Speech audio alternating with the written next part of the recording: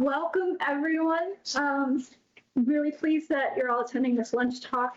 I don't want to over-introduce Cole, so I'm going to say, unfortunately, I might under-introduce him. But I will say, before he explains who he is and what he's doing here, that I had the privilege of dropping in on your interview lunch for your position as assistant professor of education. And I knew that I was really hoping that you would come here because I knew I would learn from you. And so I'm glad that others get to as well. So without further ado, he's Cole Denisen, and he's here to speak about neurodiversity. Well, even with that benchmark, I hope I live up to it. Yes, hello, my name's Cole Denisen. Full disclosure, I'm going to be standing back and forth. I find speaking like this to be deeply uncomfortable. I do it because I enjoy what I do and I really believe in the topic. So I'll probably be like sitting and moving back and forward. That's just how I do my thing. I also find this particular room to be very acoustically challenging. But I really do appreciate just having this opportunity to talk with you all about something that I'm deeply passionate about. And that topic is neurodiversity. So for some sort of context, I've been in higher education for about 10 years now. I'm engaged in multiple different roles across multiple institutions, from small rural serving two-year institutions to larger R1 universities. How's it going, Henry? Good to see you, my friend. I've mostly in advising roles. I've done some program coordination. I've also worked in administration for a very hot minute. That's why I will not touch it with a 6-foot-long pole. I much prefer the faculty space. It's just how I want to interact with students. Love student development. And very, very interested and have been for a while in the concept of neurodiversity. And for those of you who are engaged or in tune with the neurodiversity movement or research paradigm, some of these spaces might look familiar. These are some of the scholars within the emerging field of neurodiversity studies. We have Jiwa Gaiwa on the end here, Harvey Bloom, who is an autistic activist and actually was the first to coin neurodiversity in print as a word. We have Monique Botha, of course, Judy Singer. We credit with the conceptualization of the neurodiversity paradigm. Jim Sinclair, Ari Naaman, Remy Urgo, and Brett Nachman. I just like putting Brett Nachman up here because he's a colleague and it just gives me the giggles. And also makes him deeply uncomfortable, which I enjoy. So yes, I've been a practitioner for most of the time. Transitioning to the faculty role has been very interesting in multiple ways. But my research interests are largely very closely aligned to my practice, which has been in student affairs. So I'm very interested in college student development, specifically disability in higher education and how we support disabled folks on higher education campuses. That also includes the history of disability and inclusion efforts in higher education at multiple levels.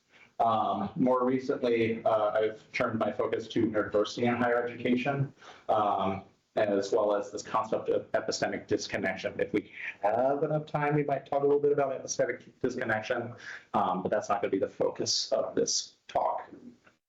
My dissertation was directly on the experiences of neurodivergent college students. Gee, I wonder why I'm here at Landmark. But yeah, it was entitled "No One Wants to Understand Me Enough to Make It Better, Neurodivergent Students' College Student Experiences and Strategies Navigating Life at a Midwest University."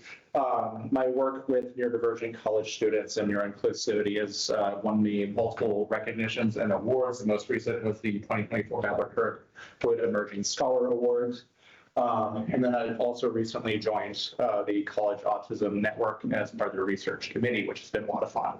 Speed of which, registration is open. Please register. Our proposal registration will be open March 17th. I look forward to reading all of the wonderful work that you are engaged in right now. So, I'm also neurodivergent. That is another thing that brings me to this work. It is deeply personal for me. Not only am I neurodivergent, I'm also a neurodiversity scholar. Neurodiversity forms the basis. It is the foundation upon which I base my scholarship. which might be a little bit interesting for some of you who are still learning about neurodiversity, trying to understand what it is, what it's meant to achieve. Some of you would be like, well, neurodiversity, isn't that just like neuroplurality? Isn't that just like recognizing different neurodivergent experiences? And yeah, that's certainly a part of it, but there is so much more to it than that, which I'm hoping to talk a little bit more about today. But to really engage in that discussion, to like really dig deep into the neurodiversity paradigm, the neurodiversity movement, and what they're hoping to achieve, I also want to provide some historical context. So I'm going to take us back to October 1921, New York City. It was a rainy day, and about 300 people have gathered in front of the National History Museum and the Museum for, the Natural History Museum, sorry. And they're there to see one particular person speak. Now, that person lacked the fiery countenance of the person that actually preceded them, one Henry Fairfield Osborne, who was director of the History Museum. But he had something better. You see, he had star power. He had a name. And that name was Major Leonard Darwin. Yes, indeed. He is the son of Charles Darwin. He is one of the most prominent figures of the British eugenics movement. And so this crowd had gathered in front of the museum specifically to watch him speak. You see, the second eugenics conference had been postponed multiple times, much thanks to the outbreak of World War I. So eugenicists saw this as an opportunity, as an opportunity to show everybody that eugenics was still here, but it was still a force to recognize that it had potential to transform how we think of things like normal and human betterment. This is also coming off of an event that largely destroyed Western Europe, decimated it,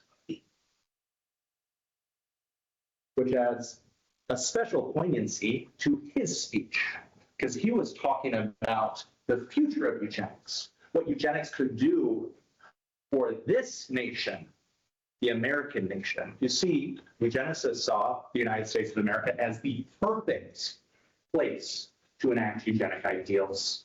It was a relatively new nation, had been untouched largely by the war. It was developing as a superpower. This was a great place to test out the eugenic ideal. He said as much in the speech.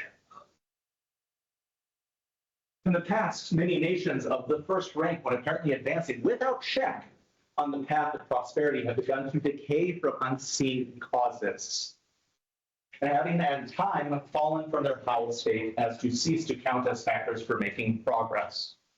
A determination that such a downfall shall not be the fate of this nation is a sentiment felt by every man who is animated by eugenic ideal. An ideal to be followed like a flag in battle without thought of personal gain. The eugenicists were going to war. They were fighting a battle. And it was a war, not just for their ideal, but for the future of all mankind. You see, if they didn't stop this one particular thing, that would lead to the downfall of nations. Not just this nation, but all nations. Decay from unseen causes. Now, what on earth was that decay? What on earth could frighten them so? What could cause them such an existential crisis? Was this? It was feeble-mindedness. You see, eugenicists believed in degeneration theory. The idea that racial impurity was causing a degeneration of civil society, that we were breaking down. And if something was not done to stop the degeneration, civilization as we know it would cease to be. Heads up, folks, some of the things we're going to be talking about is pretty hard.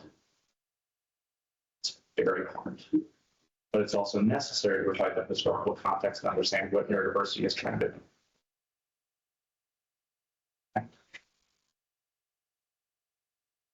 So out of the eugenics movement comes the idea of a social fix for natural problems, that we could make humans better. That through the power of science, we can stop things like pauperism, like sexual promiscuity, like criminality.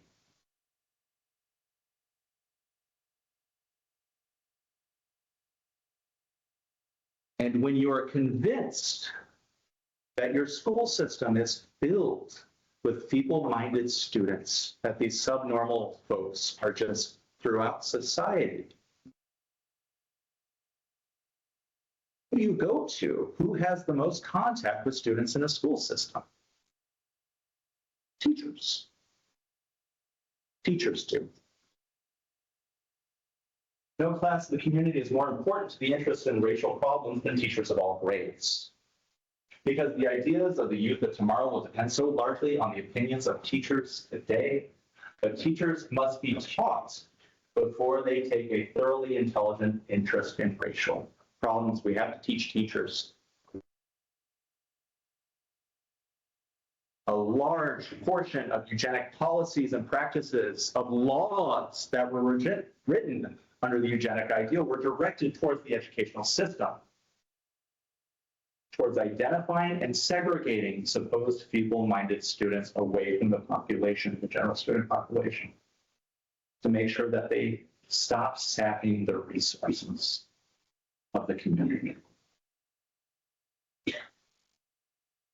So eugenicists went to work. They wrote textbooks for teachers,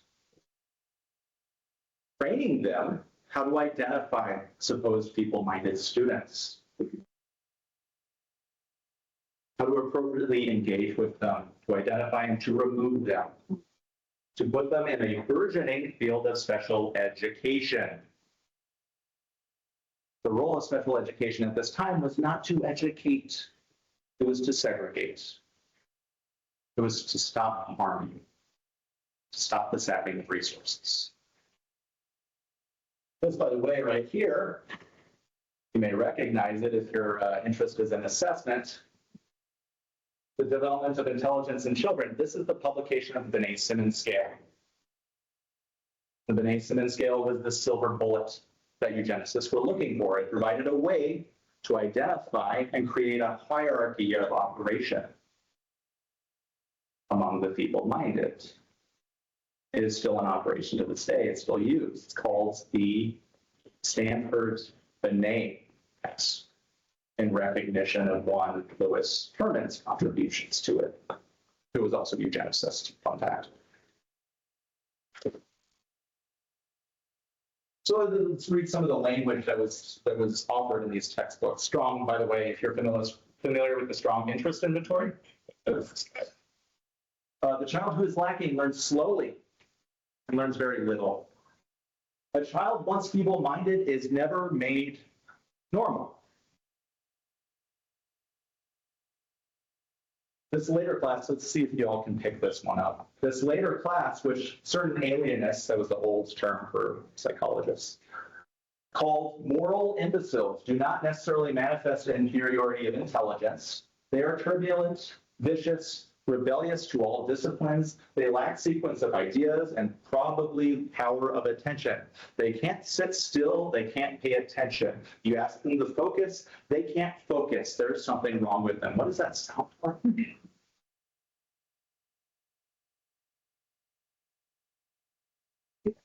Good diagnosis or I use a lot of rhetorical questions, but sure. or it sounds like a very normal mental ADHD. Yeah. What does feeble-mindedness look like? It looks like this. Anybody know who this is? My students do, I know, because we just talked about her. Anyone? This is Carrie Buck. This is Carrie Buck. This is going to be kind of hard to hear. Carrie Buck was a 19-year-old girl from a relatively lower class family. Her family was poor. So she did what a lot of young women from poor families did in those days, is she went to secure housework with a relatively prominent family. And while she was working as a houseworker with that family, she was raped by the eldest son of that family. And rather than dealing with the social fallout that would have, they decided to commit Carrie Buck to the Virginia State Penitentiary for the feeble-minded. See, the state of Virginia used the Binet assessment and determined that Carrie Buck was feeble-minded. And under the eugenic ideal at that time, they determined that she could not be trusted to govern her own sexual behavior. She had to be sterilized. Carrie disagreed. She thought it went against her own constitutional rights. She hired a lawyer, went to the Virginia State Supreme Court. Virginia State Supreme Court sided with the institution. She said, okay, let's go to the Supreme Court. She went to the Supreme Court. The Honorable Chief Justice William Taft, former President of the United States, presiding. But here's the thing, under the understanding of feeble-mindedness at the time, you can't trust feeble-minded folks. They are out of touch with reality. They don't know what's going on. So Carrie Buck had to sit there and listen as teachers, as lawyers, as doctors, as members of her own family were brought before the Supreme Court and testified to her feeble-mindedness. Testified that she could not be trusted. The Supreme Court agreed.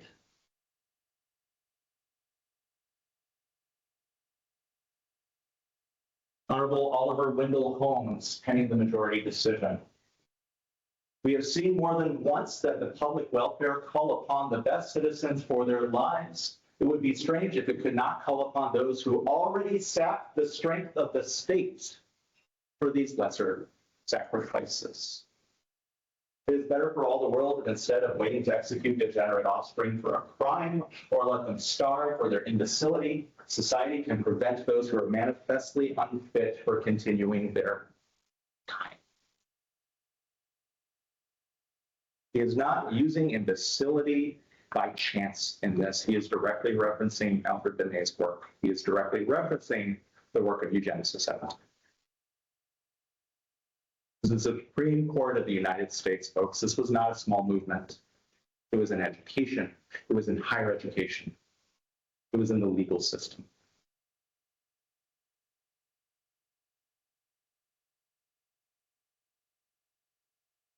Feeble-mindedness is the historical name for neurodivergence.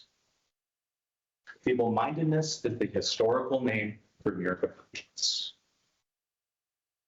It is neurodivergence. They were talking about neurodivergent folks.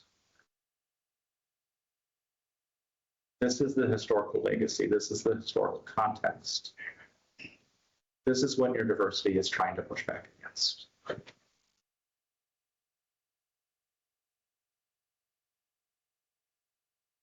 So there's a couple of things that come out of the eugenics movement, one of which is the feeble-minded hierarchy. You know, Adam Layler gave us had a speaking engagement not too long ago where he specifically mentioned the hierarchy. Well, here it is. This is the New York Times.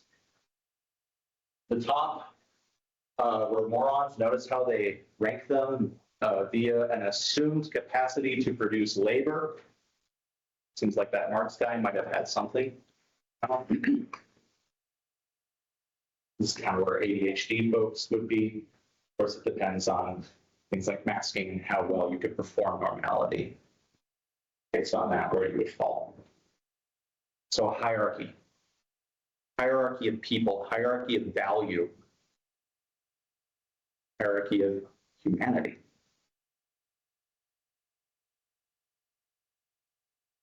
A couple other eugenic narratives to come out. One is normal as the ideal state, that the best thing you could possibly be is normal. Movement to the average, thanks largely to the popularization of this little-known mathematical field called statistics. Francis Galton, father of eugenics, is also known as the father of modern statistics. That is not a coincidence. Eugenicists used statistics to legitimize eugenical ideal. Situates Western white masculine cis hetero able-bodied elite as the best thing you could possibly be. Everything beyond that are just different shades of abnormal, not normal. Normal is defined by the abnormal. Normal itself has no real definition, which means that it's very flexible. You can apply normal to just about anything because it's so ambiguous. It is defined by what it is not. Neurodivergence as the cause of social deviance, the cause of pauperism, the cause of all these bad things in society. Neurodivergence is unreliable as uneducable, that no matter how many resources you devote to neurodivergent folks, they will never learn. They are limited by hereditary endowment. College is well beyond that. Neurodivergence is less than human.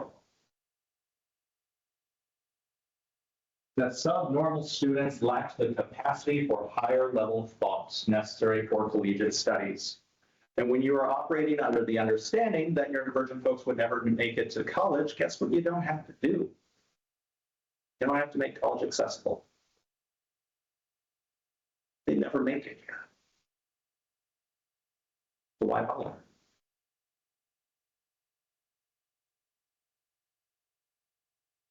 Impact on research. This is from Ritvo, 1984. The years following good old Leo Kanner. Description of autism were marked with controversy between those who considered autism a psychological disease and those favoring a neurological explanation. Either you were psychologically traumatized or you were neurologically damaged. Those were the only two options available to you. Neither of them are very humanizing. Neither of them are humanizing. This creates a duality, which we'll get into a little bit later. We do on time.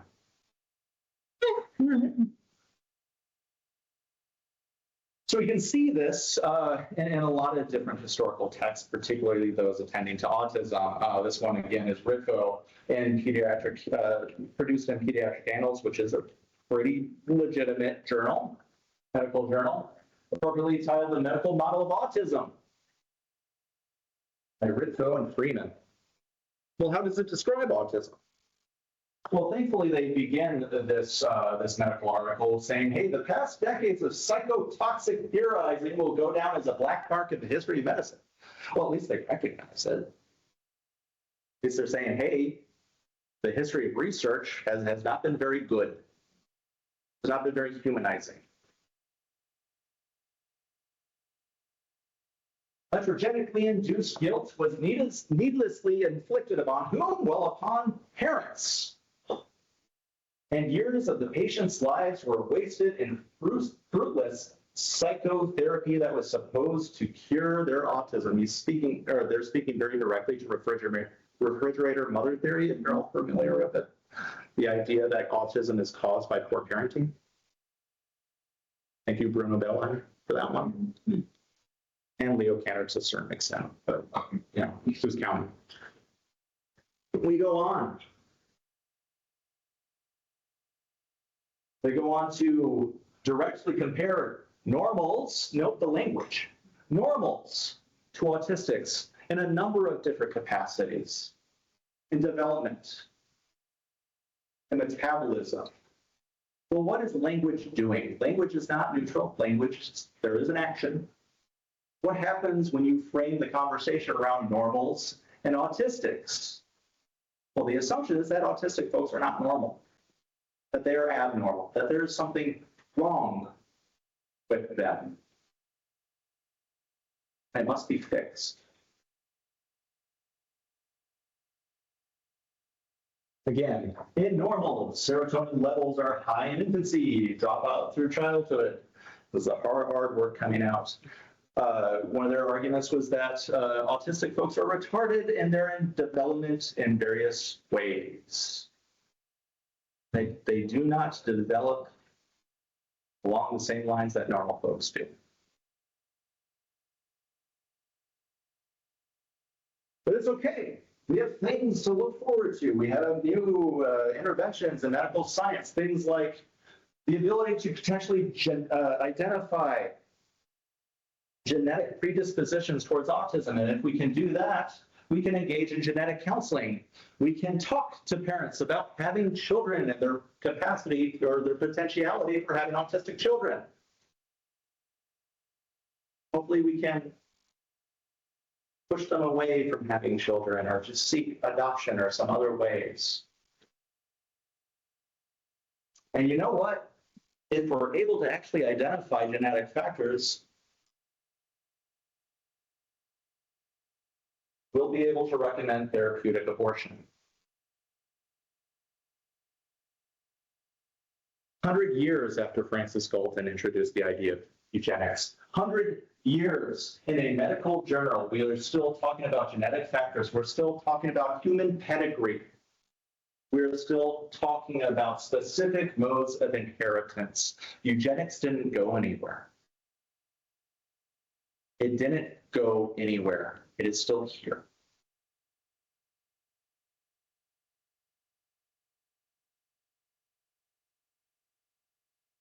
Oh, we can come back to this.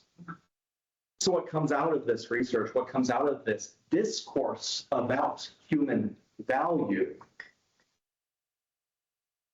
is what Ergo calls demi-rhetoricity. Either autistic folks are too autistic to be trusted, they're too unreliable, or they are not autistic enough to be treated as experts. It's a catch-22. Well, then who then can you rely on to be experts in autism? Not autistic folks.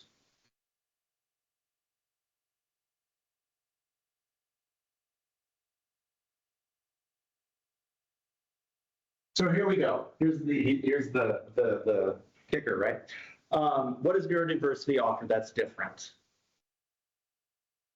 How does it change? How does it shift our perceptions? How does it change the paradigm? Well, first of all, where does neurodiversity come from? That is not a rhetorical. Where does neurodiversity come from? Anybody? No? As a concept? Yeah. There's Judy Singer who named it, and then before that, there were like listservs or some sort of online discussion. Yes. As part of the discussion. So Judy Singer, Judy Singer often comes up. Nick Walker is another one.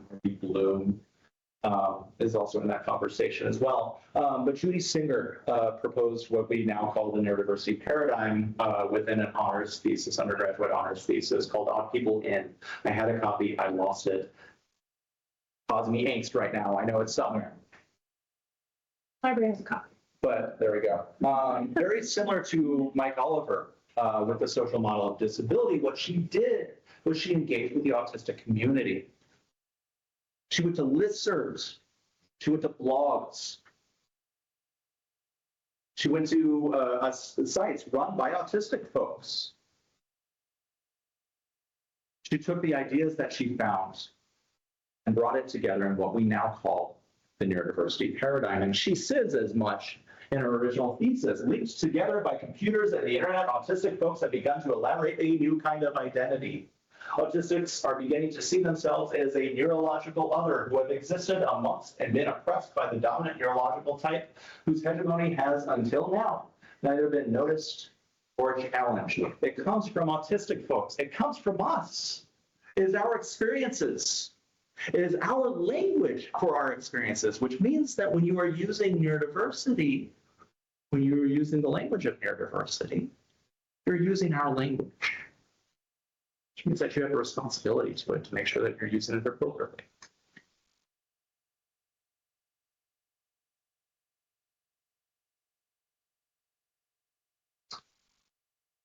It's autistic folks' language or our experiences.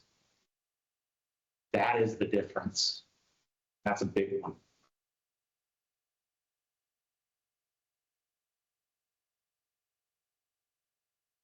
Let's dig in more. What did Jude Singer mean when she offered the neurodiversity paradigm? What is she intended to do? The autistic movement has the potential to illuminate our understandings of ourselves and our place in the social world, perhaps even adding neurological difference to the familiar analytical categories of class, disability, ethnicity, and gender. This was in a republication 2017. I was dreaming of a grand new social movement for neurologically marginalized groups in the mold of feminist, gay liberation, and the disability movements.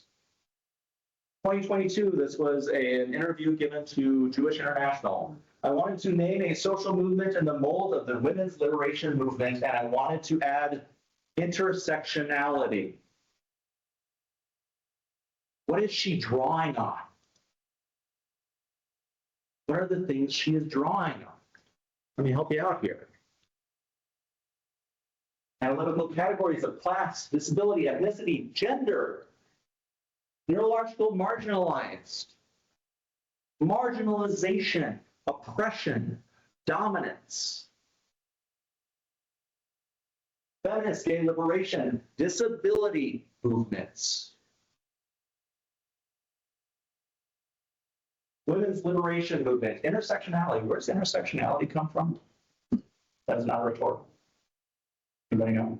Yeah, Henry. We're specific movement or Intersectionality. There's a specific scholar that's, well, it's part of critical theory. yeah, Is it?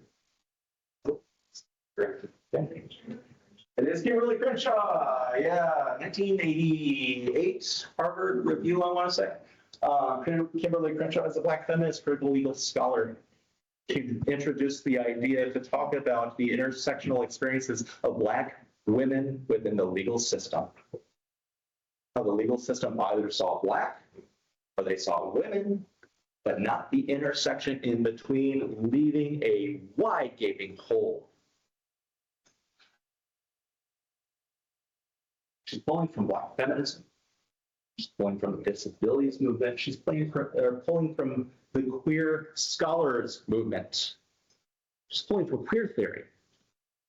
Queer theory, feminist theory, Black feminism, critical class studies. This is what neurodiversity is founded on. To understand neurodiversity, you have to understand these things and what they are doing, because it is the foundation upon which neurodiversity is built. And they are all directly troubling what we think of as normal. Neurodiversity is a critical paradigm. It is meant to be applied as a critical paradigm. It is meant to trouble what we think of as normal. It is a queering paradigm. It is purposely so. That is what it's meant to do.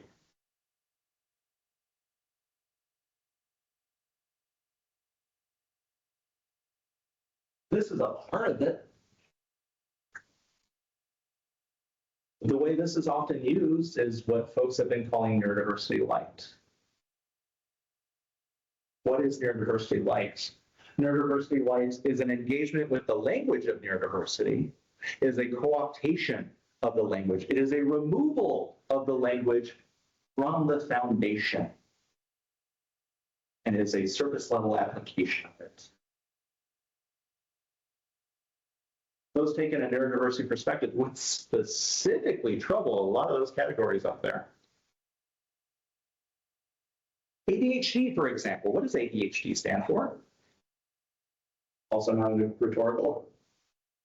Attention deficit hyperactive disorder. Attention deficit hyperactivity disorder. What do you think happens when you label people as deficited and disordered? Do you think that's a good thing? Do you think that's humanizing? Those are rhetoricals. No, it's not. Neurodiversity is specifically meant to push back against medicalized conceptualizations of human experiences. Specifically to designed to. Neurodiversity-lite. What is neurodiversity-lite? Let's actually look to neurodiversity scholars to explain what it is.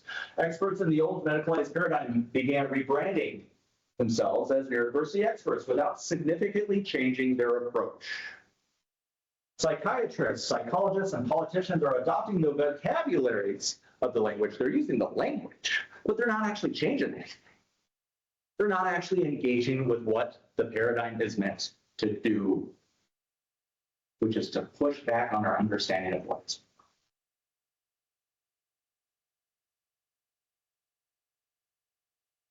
It's superficial at best.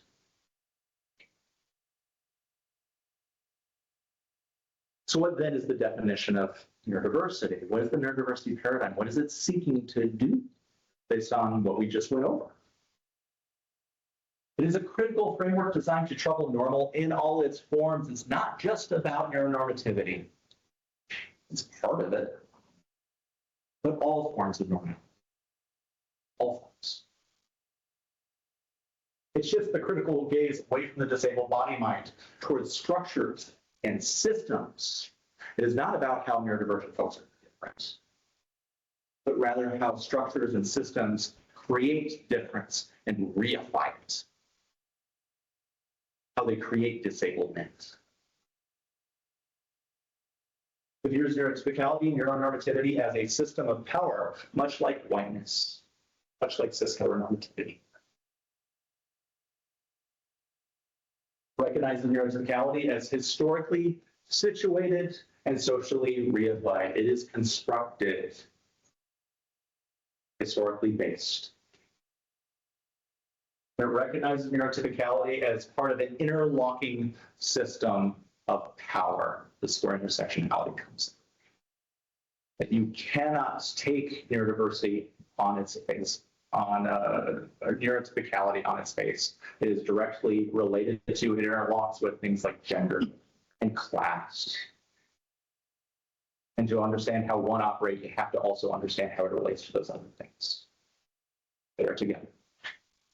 Make sense?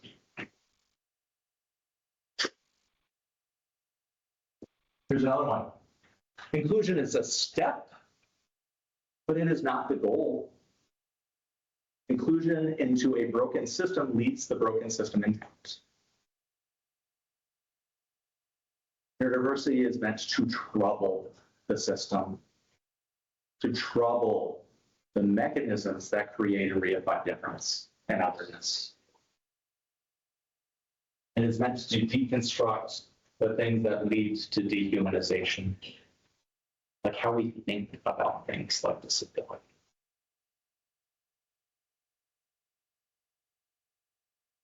Implications for researchers, as it turns out. Neurodiversity research focuses on systems of power. Systems of power and the mechanisms which reinforce them. It troubles false neutrality. You cannot apply neurodiversity from a neutral perspective. It is not meant to be neutral. It is taking a position. When you use neurodiversity as a language, you're taking a position. Much like when you engage in critical class studies or critical race studies. Those things are not neutral. They're not meant to be. It attempts to the problematic history of research that has been produced about neurodivergent lives without neurodivergent perspectives or voices. It is not neutral. It directly invites researchers to engage with their own positionality, how they understand things like disability, how they understand things like marginalization, to attend to their own social positioning. Researchers are not neutral. They are not neutral. directly troubles assumed objectivity in research. It actively works to include and amplify the voices of neurodivergent folks. Neurodivergent folks are the center in neurodiversity research. What neurodiversity research does not do is that it does not reinforce otherness by comparing neurodivergent folks to neurotypical folks. It assumes capacities. It is not a comparative. It is meant to shift away from that onto structures and systems. It does not reproduce trauma narratives. It does not reproduce narratives that neurodivergent folks are somehow broken or deficited in some particular capacity, or that they are socially traumatized. Because that narrative, as Eve Tuck reminds us, Eve Tuck is an Indigenous scholar, that only leads to further dehumanization. You are taking the harm, you are taking the damage that has been caused and making that the only story. So that the only thing that neurodivergent folks have to offer are their scars, are their trauma. We are more than our scars. That's not all we have to give. Again, it does not present as neutral or objective, nor does it engage in a surface level application. It is not about taking the language and just shifting, oh, we use this diagnostic label, let's just take that out, cut, paste, oh, neurodivergent, we're good, boom. No, that is a misapplication. It is meant to have us dig deeper. And again, it does not ignore historical context. It is about reckoning with historical context, reckoning with the fact that research that has been produced up to this point has been very dehumanizing and has largely not included neurodivergent voices or perspectives.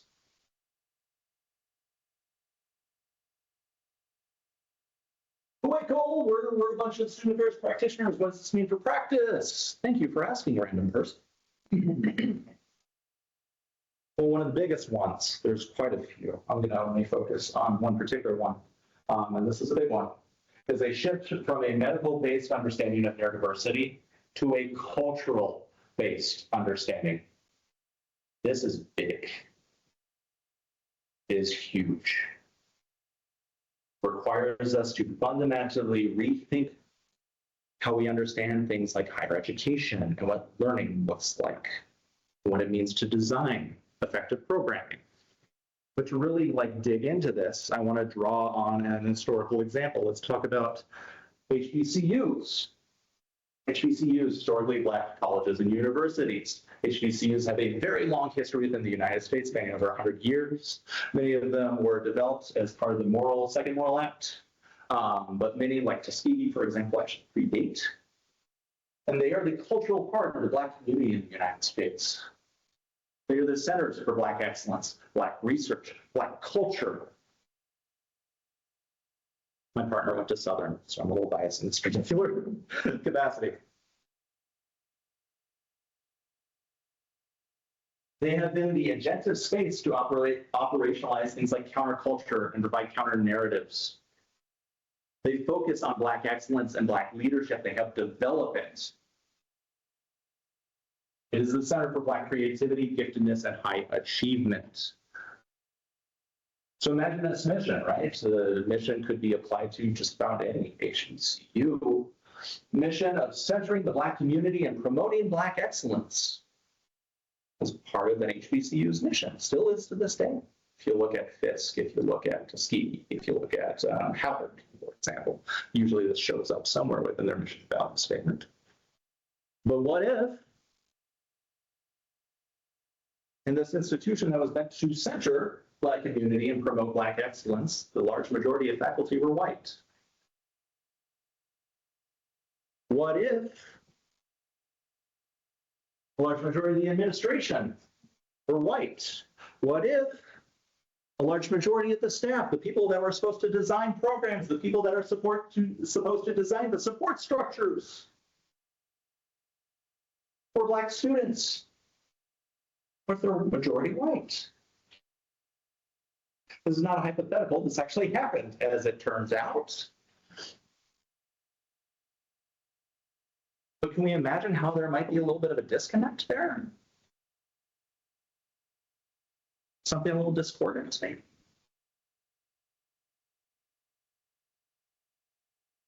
Again, this actually happens. In fact, many institutions, HBCUs, post-Reconstruction, were in fact a large majority white executive boards, white advisory board. In fact, Tuskegee actually had former plantation owners and white segregationists on part of their board, which is kind of interesting.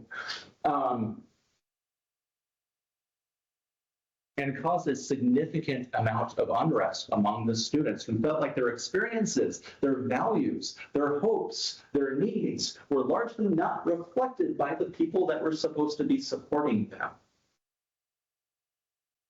It's not that the faculty or the administration didn't have best intentions. They surely did. But they didn't know what it was like to be Black in the United States.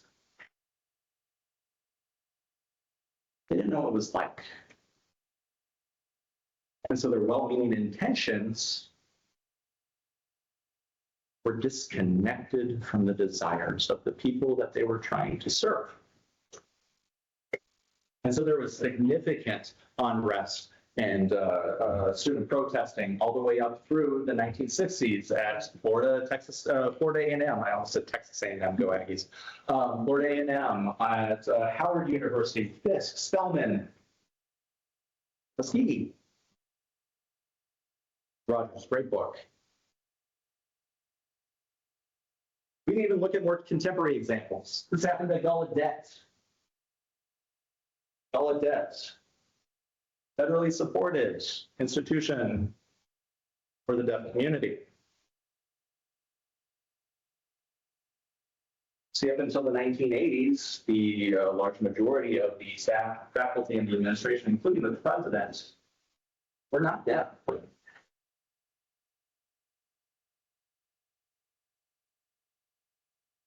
And the students protested in 1988 when there was an election and the executive board selected again a member of the non-deaf community to lead this institution, which is meant to support the deaf community.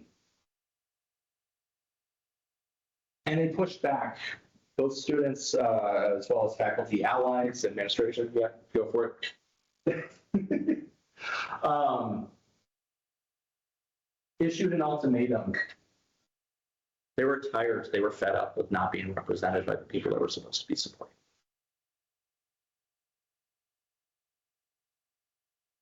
Neurodivergent folks are a cultural group with their own distinct history, language, and communities. They've historically faced state-level oppression, including state-supported violence, murder, sterilization. Discriminatory education laws meant to segregate them, remove them from educational spaces because they were deemed as not capable of being educated. Harmful social policy and dehumanizing research. What do we have for time? I'm going to skip that a little bit if that's okay, folks.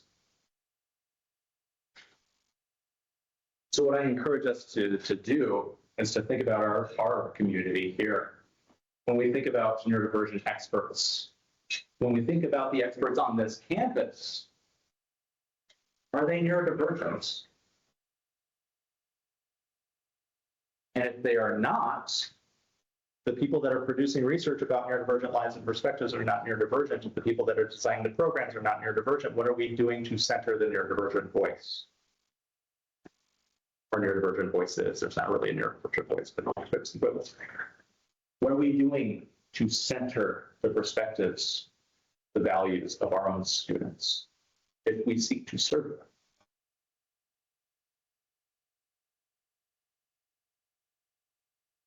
From the neurodiversity paradigm perspective, there is no substitute for neurodivergent voices. They are experts in their own experience.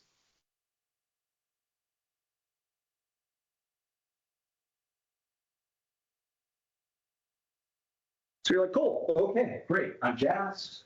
You brought the entire room down, and we're all going to leave the classroom. So what do we do for action? What are some resources that are out there? Let's say, hey, I'm a researcher. I want to get engaged with the neurodiversity paradigm. I want to learn how to apply this to my research.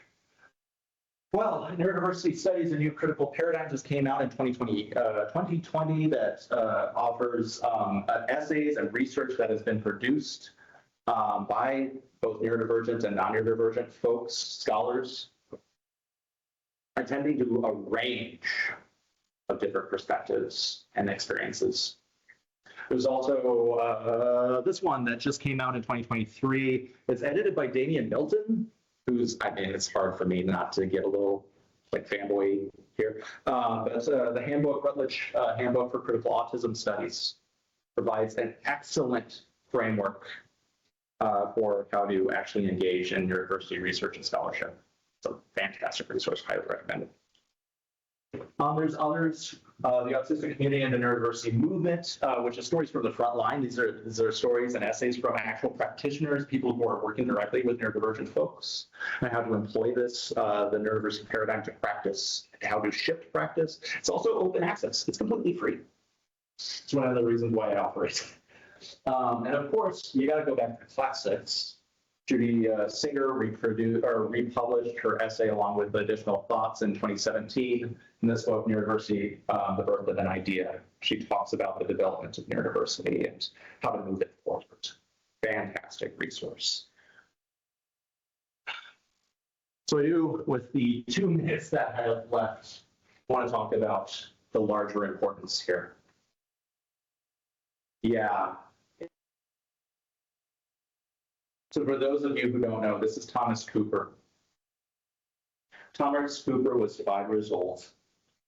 He was diagnosed with ADHD. His mom, wanting to treat, potentially cure ADHD, enrolled Thomas Cooper into a clinic that offers hyperbaric treatment. You're familiar with the hyperbaric chamber, a person into it, they pump it full of oxygen, and the idea is that somehow treats ADHD. It is not FDA approved.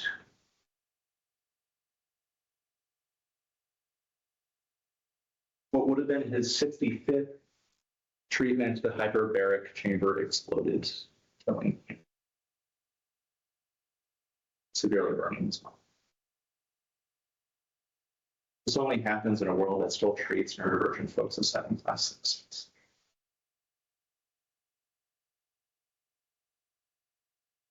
It's hard. Sorry. It's hard for me not to look at this picture and see my daughter, who's also neurodivergent, just like her dad.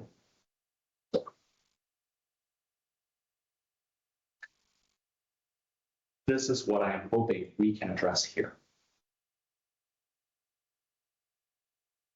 This is why the work that we do here is so important.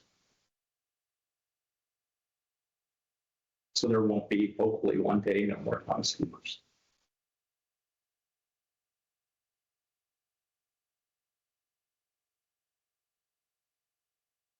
I'll leave you with a quote. This is actually featured in Judy Singer's republication. It is from Leonard Davis, who's a disability scholar. Thank you for the time.